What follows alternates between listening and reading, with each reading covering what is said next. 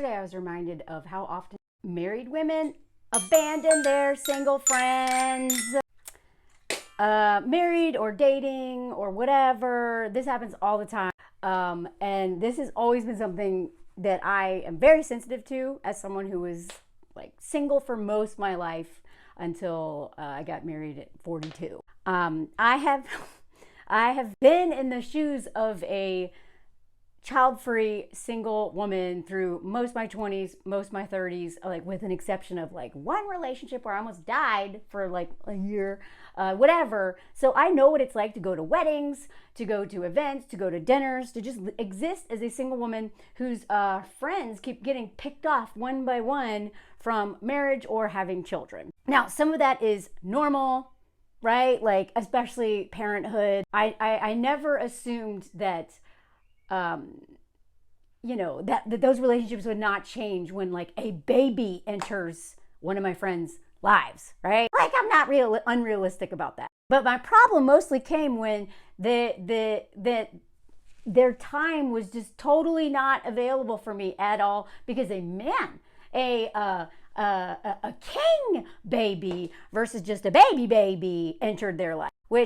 So I'm going to go into my own personal story with this in a minute. But before I get on, please follow my Patreon. That's where I tell a lot more personal stories and living in France and creativity and all kinds of random stuff. And I do my lives through there. If you want to be a part, go join my Patreon.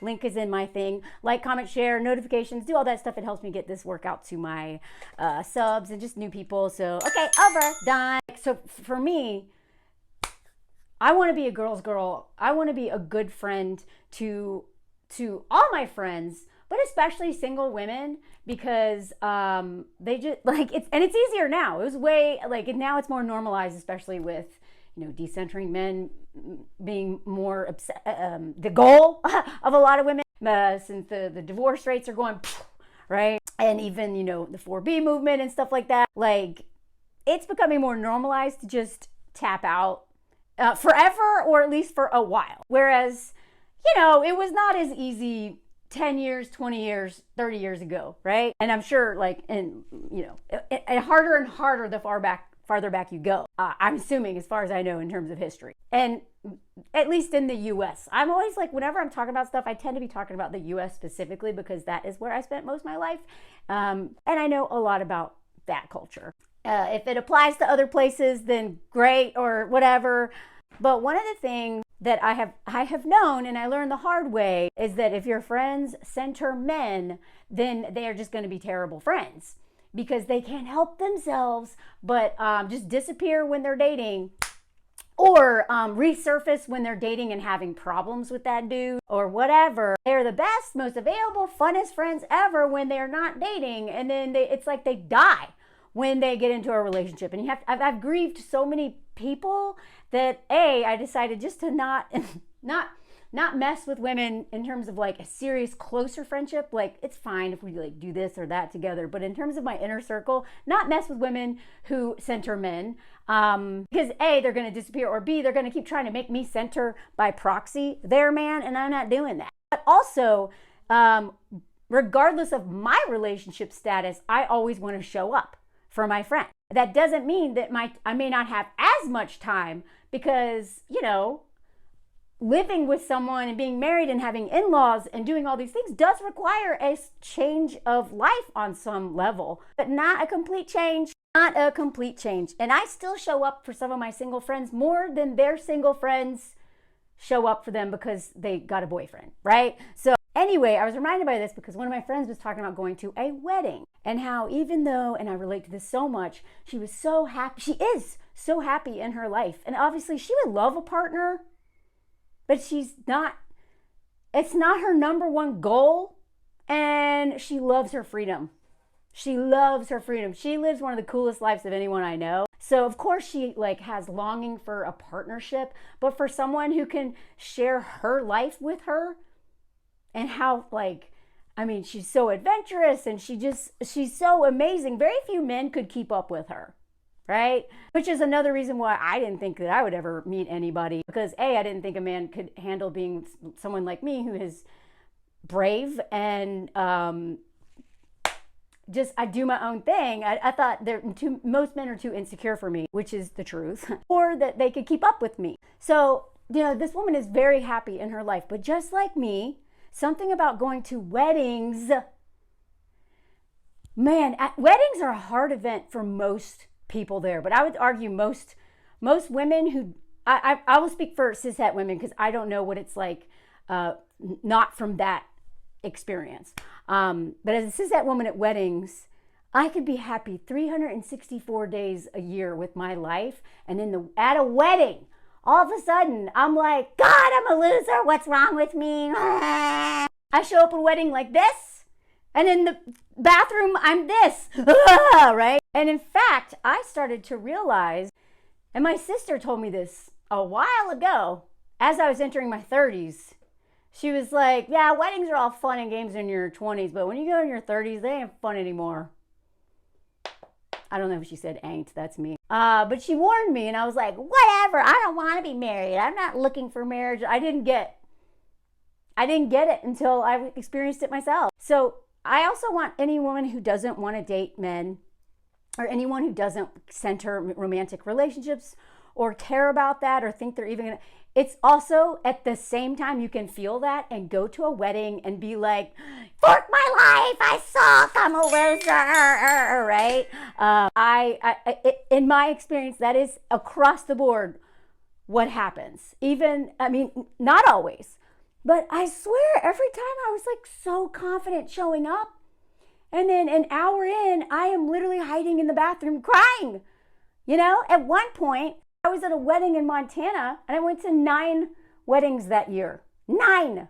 In all over the country. I am still paying off that debt.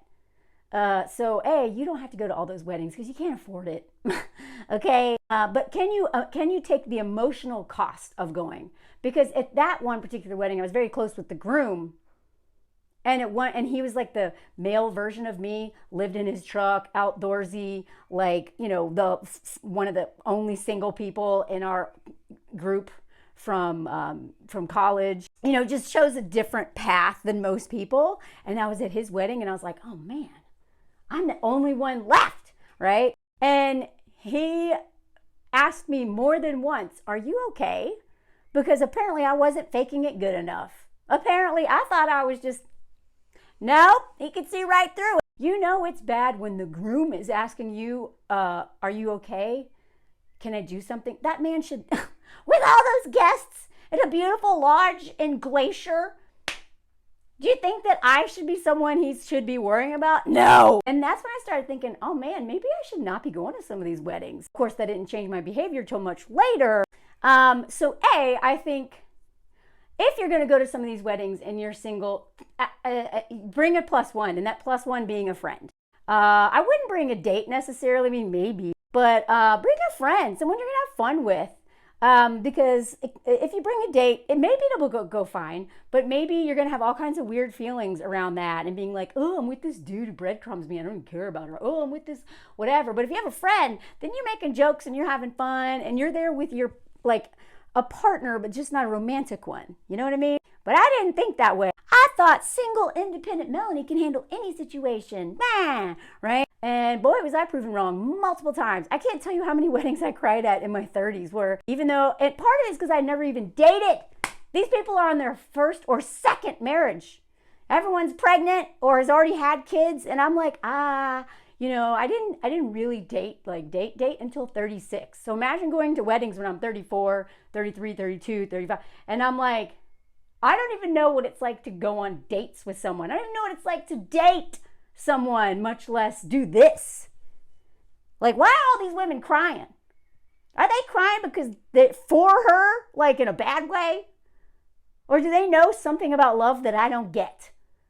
And I'd argue it's both, depending on the person. And also because we know, especially with the economy, and also because a lot of women really expect a lot from their friends and their guests, because sometimes, they aren't thoughtful of the people who are closest to them and their experience of going to that wedding. Some women will have like crazy expensive weddings with huge, crazy, bridal, whatever you call it. I forget what you call it.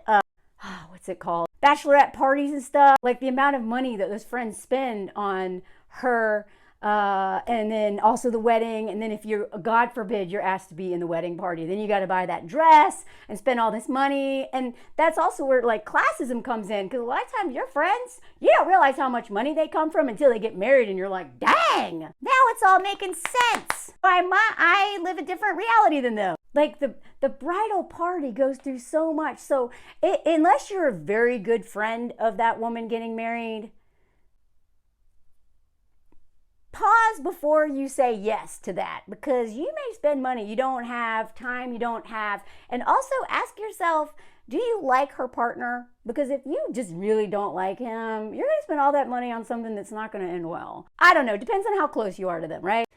And one of my friends, very close friend of mine, was asked to be a bridesmaid in a wedding, and this woman is the bride was loaded. And my friend was a bridesmaid, and the bride would not give her a +1 because she said couldn't afford it, didn't have room. And my friend was in her 30s, single, not married, really wanted children, wanted a family, and was, just struggling with that internal societal and internal pressure of the patriarchy and indoctrination. We were lose, blah. So going to one of her closest friends' weddings without a +1, and wanted me to come. And I know this person, so it's not like I could be a stranger.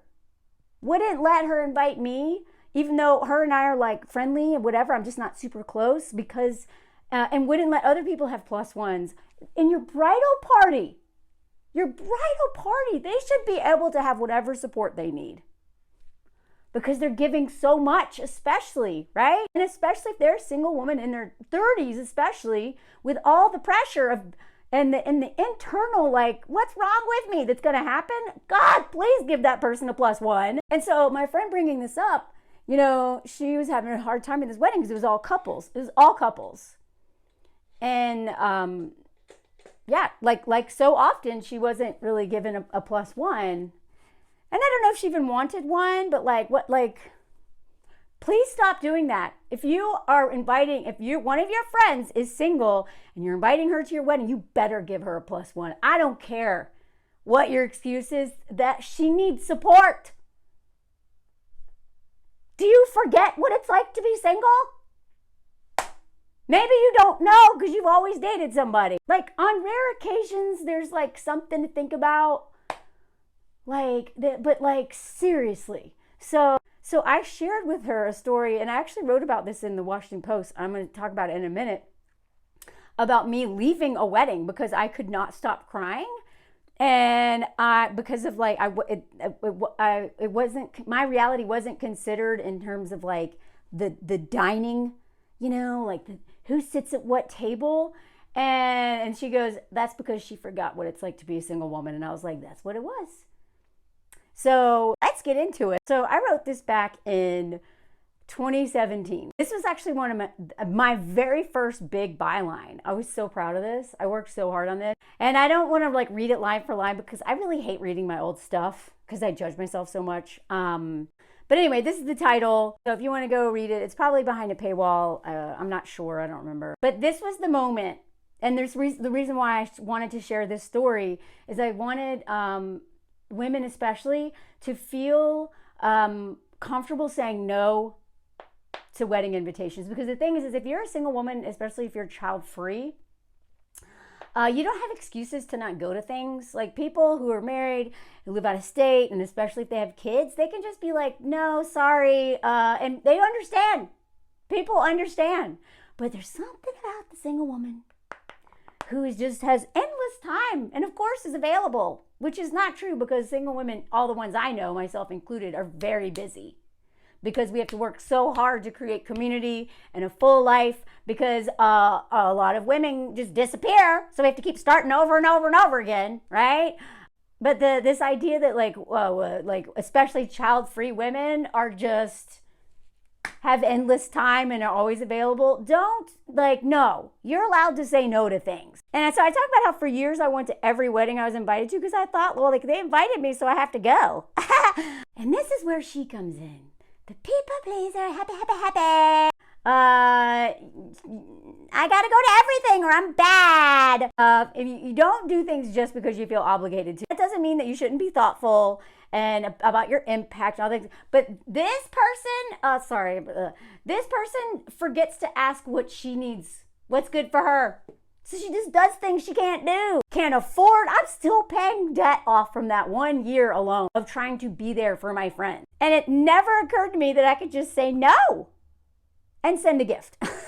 And what I talk about here is sometimes going to a wedding is actually being a bad friend.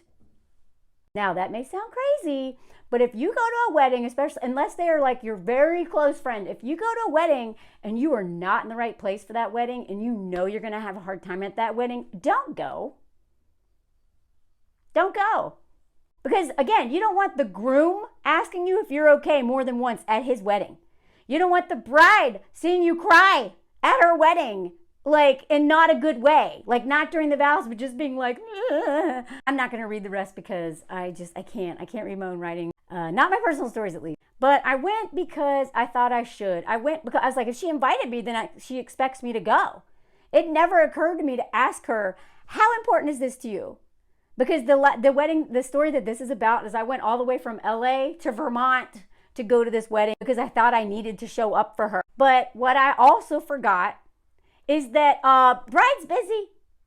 She is a busy bee and she probably doesn't even have time to talk to you. And also I didn't think about, I wouldn't know anyone there. I knew a few people there, but they were all in couples, right? So I went and I didn't have anywhere to stay. I literally bought my sleeping bag in a tent. So I was gonna pitch a tent on the side of the road, which is harder in Vermont than you'd think. Even though I was a backpacking guide in Vermont, I just thought I could go to a wedding and, have my stuff and just, whatever. I'd just crash somewhere. And then I got to the wedding and realized, oh, I really should have thought this through. I don't have anywhere to stay. And I don't know if there's any out west, it's different in the US. If you don't know this, you can pull over on logging roads in national forest. You're allowed to just pull over and sleep. And I would sleep in my truck that way for a long time. But the East Coast is a little different. It's a lot more congested there.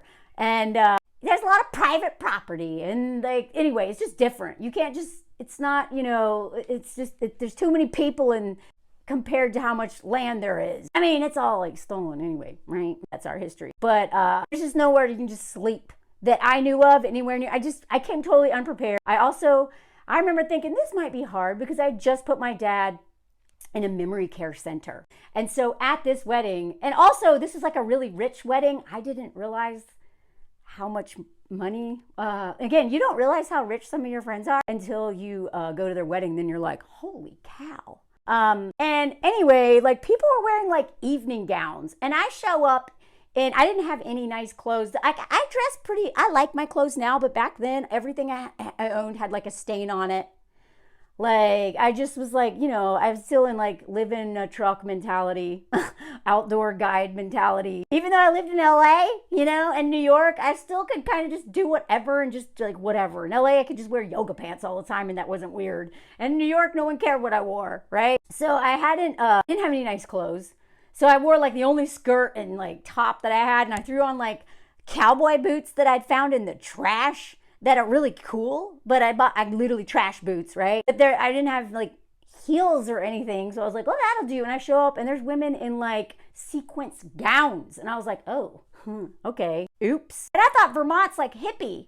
Oh, there's a lot of money in Vermont. This barn wedding was very fancy, okay? And so I see her walking down the aisle with her dad. And that's when I was like, oh, right. That'll never be me. If I ever got married, which I'm sure I won't, which is hilarious that I'm married now because I was convinced there's no way I'm ever getting married. But I remember thinking, well, that's not even an option for me. If I ever got married, my dad has Alzheimer's in a memory care center. So he walked my sister down the aisle, but he'll never walk me down the aisle if I ever walk down an aisle, right? And it really hit me then that my dad was dead. Kind of, not dead, but anybody who has lived through a parent or someone important to them with Alzheimer's, you know that you have anticipatory grief. You start grieving their death long before they die because they just disappear in real time. They aren't who they were more and more with time. And so I was already who is this man? I mean, he was still like an asshole.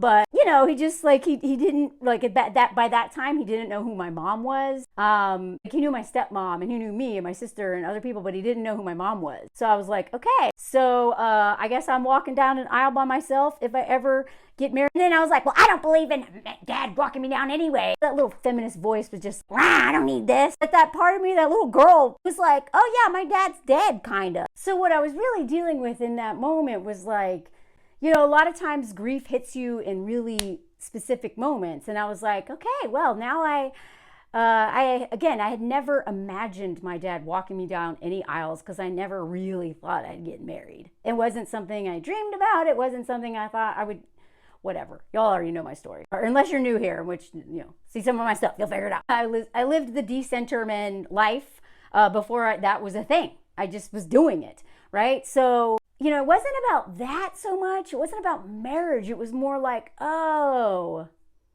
right, like all the things that happen when I'm a single woman showing up at a wedding, plus grieving my dad in real time, like truly in this moment. Because at this point in time, my dad, I knew, like, I was, you know, waiting tables at a barbecue place in LA, struggling to be a writer. This Washington Post thing was my first byline, that like real byline. But that happened after he got Alzheimer's. So like this man, I was like, well, I guess he'll just know me as like a struggling artist who's never dated anyone except one man, you know, the little homosexual hobo, who almost, that's all he knows is I've dated one dude and he almost unalived me. And I'm a failed writer, storyteller. Like I've done cool stuff, but I can't pay my bills. Like, and I've never been published, so that's how he remembers me. Like, all that's going in my head as I'm watching her go down the aisle. And you know, there's so much love between her and her dad, and I was like, well, that wasn't me. That'll never be me. Oh well. And anybody who knows, like, who's never had a close relationship with a parent, when you see someone else in a close relationship with that parent, you don't realize like what you didn't get until you see what it looks like. You know, I experience that with my husband all the time. When I'm around his family, I'm like, wow, look at this. Like, there's no tension. There's no, like, I'm like, wow, they just talk to each other, you know? Like, they aren't afraid of being abandoned all the time. They're not, like, walking on eggshells. I was like, wow, okay, what is this, right? So, you know what I'm talking about, right? If you know, you know. There's, like, grief. It's not that you're like a hater. It's more like, oh my God, you don't realize what you had, what didn't have, or what your reality is until you have something to compare it to, right? So I was like a mess during that moment. And then I also don't drink, which I love that for me. And I'm not an alcoholic. I haven't drank in almost 20 years. I'm a narcoleptic and I'm just like not fun when I'm drinking anyway. I'm like, so hard to believe I'm a narcoleptic. I know. Someone so hyper. But like everyone's drinking, so I don't have like booze or anything to like drown in. I'm just fully feeling everything, right? And then I go out to my rental car for a while and I'm like scrolling on Facebook because I'm so bored and I have no one to talk to and I'm embarrassed standing there alone. And usually in most environments, I'm really good at being vulnerable and sitting in that discomfort and just being like, okay, just go talk to someone. Like, I mean, I've moved enough and I've traveled enough and I've moved in different countries several times. So I know that discomfort of feeling silly and just like, you know, like no one likes you and sitting with it and then pushing myself. But this is a time I don't want to do that.